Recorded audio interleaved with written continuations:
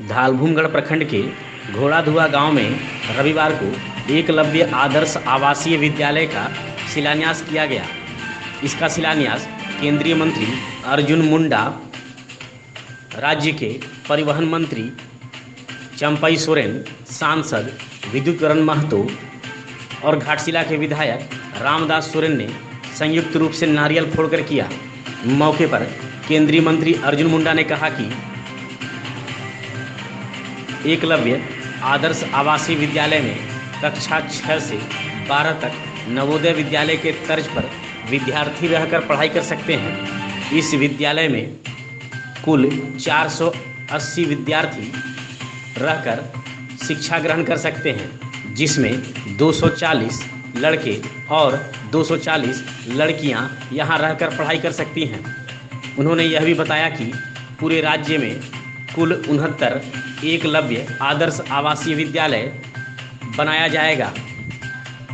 इस दौरान केंद्रीय मंत्री के द्वारा गांव में ही भगवान बिरसा मुंडा की मूर्ति पर माल्यार्पण कर श्रद्धा सुमन अर्पित की गई।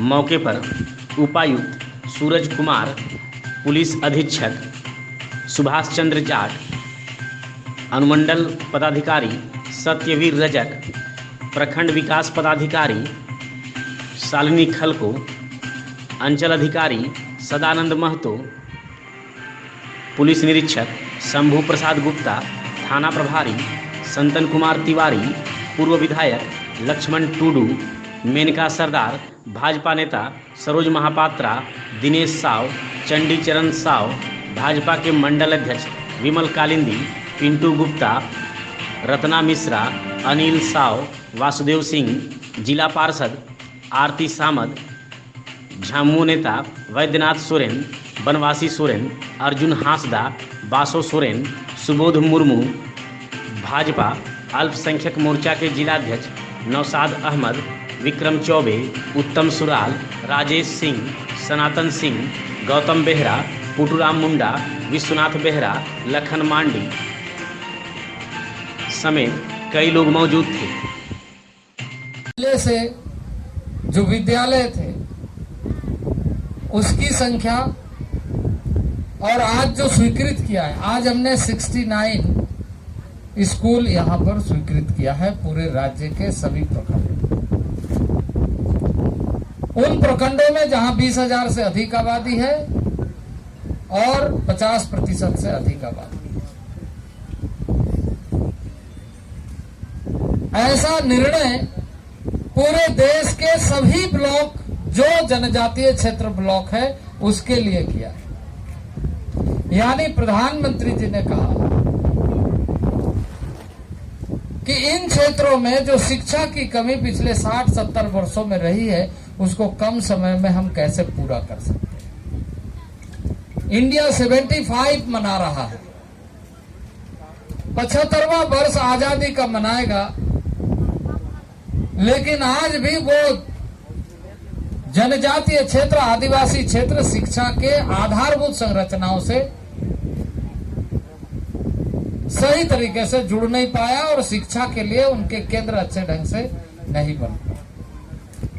गांव देहात में हमारे ग्रामे जेमन আমরা বলি এই স্কুলটা অনেক দূর কয়ে যাবে কোন ছাড়ো তুই বড় হয়ে গেলে বেটি বলবে कि বিয়ে দিবা জোগাড় করো এখন কাহি स्कूल पठा।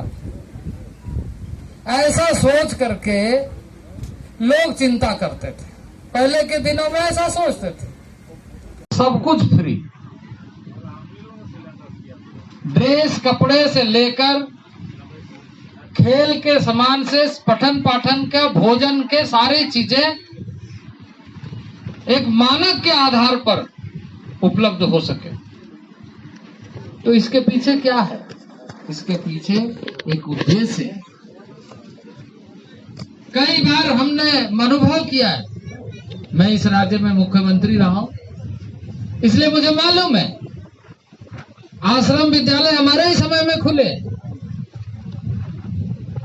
और कई रेसिडेंशियल स्कूल, अब आश्रम विद्यालय हो या कई एकलव्य विद्यालय भी। लेकिन बाद के दिनों में आपको ध्यान में होगा, जब मैं यहाँ वेलफेयर मिनिस्टर चंपाई जी के स्थान को मैंने भी सुशोभित किया है। हमें याद है कि हमने जहां जहां हमने कहा गांव के लोगों को और पदाधिकारियों को भी और प्रशासनिक स्तर पर, लेकिन वो मुझे लगता है कि उसको उस तरीके से बाद के दिनों में ध्यान नहीं रखा गया। मुझे आज भी याद है चुगरी पड़ा है कि नहीं है, हॉस्टल बनाए थे।